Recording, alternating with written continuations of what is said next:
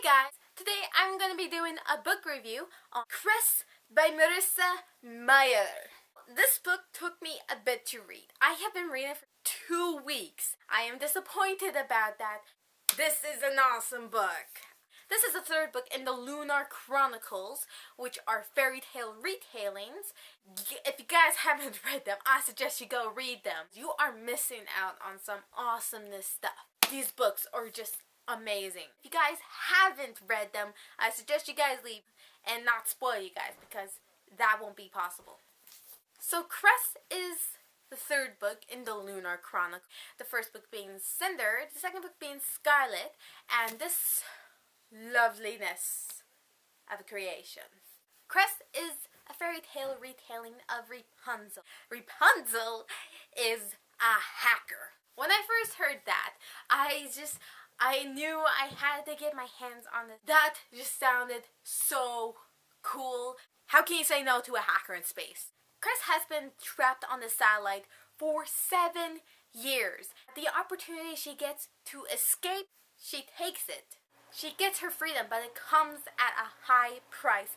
Other than that, Cinder is being tracked down by Queen Lavina. This book is just a high-action adventure. I have been really on a sci-fi binge lately, and this book just cut it. Even though it didn't take a lot in space, but we still had a lot of sci-fi-ness into everything. There is so much character development, especially with Cinder. I gave Cress by Marissa Meyer 4.5 out of 5 stars. That is my non-spoilerless review. If you guys haven't read Cress, I highly recommend that you do. There is so much going on. You gotta read it. You gotta read it now. Just go read it. If you haven't read the book, I suggest that you guys go read it and come back, because I'm going to be spoiling it and talking about it. If you guys haven't read Cress, I'll talk to you guys later. And if you guys have, stick around, because we're going to talk about it. Yeah. So, Cress. Whoa. We're off to save Cress from her satellite prison. Everything goes to heck from there. Cress and Throne are trapped in a satellite that is going to crash into Earth. Wolf is shot multiple times in the chest. Scarlet is kidnapped, and now we have to rely on this lunar guard. I don't know what to think of this, because everything is moving so quickly. It's like a life and death situation at this moment. Cinder was pretty good under pressure. Now the whole gang is separated with Dr. Erland. There's actually a possibility of a new strain virus of the plague. This one has mutated and also affects Lunars. It's scary. We also find out from his past that he created Wolf's kind. Whoa! I knew you were a scientist, but I didn't know that you created hybrids of wolf and lunar types.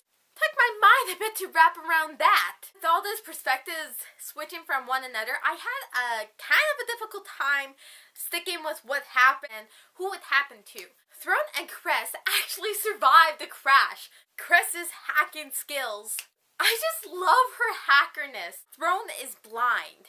And since this is Cress's first interaction with Earth, her descriptions are everything. It's just so poetic, and it just makes me laugh. Every moment she tried to describe something to Throne, he would always say something witty back about how her descriptive skills really narrow it down. My geography skills are, I suck at geography. It took my mind a bit to wrap around that the Sahara Desert was actually in Africa. This thing with Throne, I always forget that he's ex-military. Oh, yeah, I remember that now.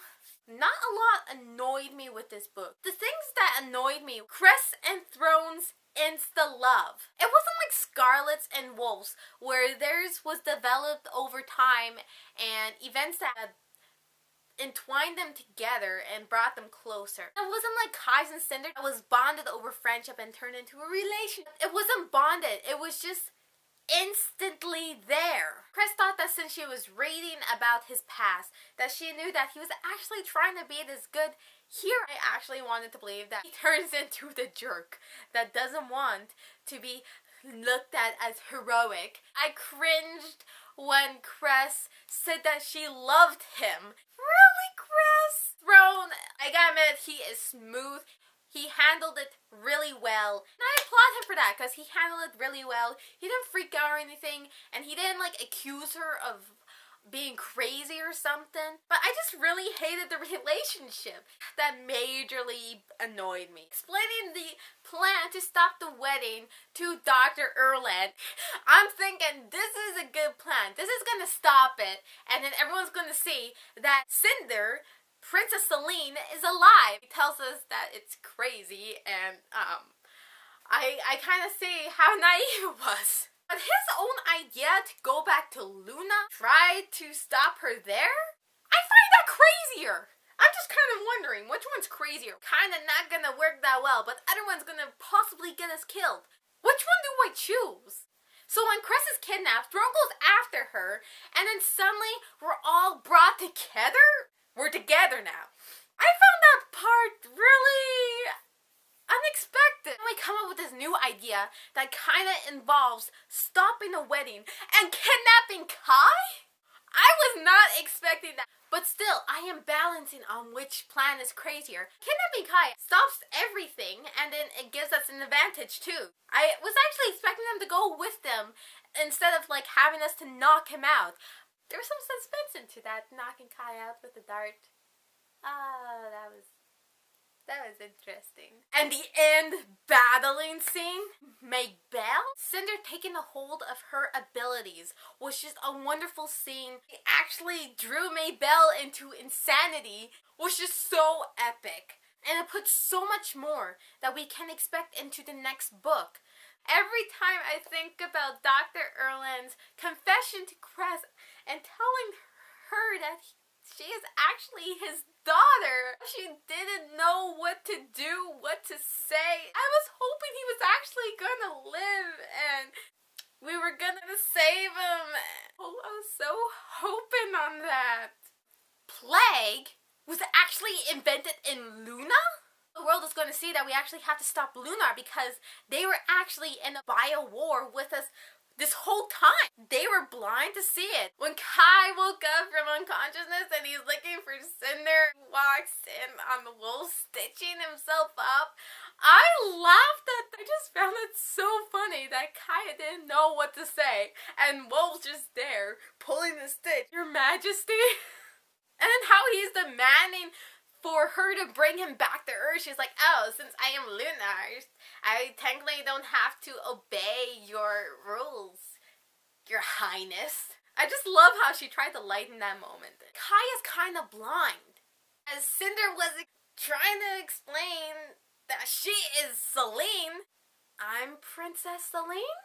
Dude, she's right there in front of you, giving you pieces to put together. You can't even do the stupid puzzle? That kiss at the end, and how he didn't want to talk about Queen Levine anymore. Okay, let's not talk about it anymore, because I hate to think that my fiance is actually your aunt, and I want to kiss you right now. The ending was just so lighthearted, and that made me feel so much better. Until we get Scarlet, which I am disappointed about because I really like Scarlet's character. And here she's being tortured. Now, I was not expecting Winter to actually be a crazy Lunar, except we can minus the eggshell things. Anyways, that was all. Yeah, that was my book review. I'm actually really looking forward to Winter. I'm really interested on how everything is going to play out. Wait, isn't Winter the last book? If Winter is our last, I just want Scarlet to be reunited with Wolf, and to Wolf to start being such a whiner. And I want Winter to be non-insane, like slowly medicate her out of insanity. Can we do that? That was my book review on Cress, and I hope you guys enjoyed that. Anyways, I'll talk to you guys in another video, and until then, goodbye.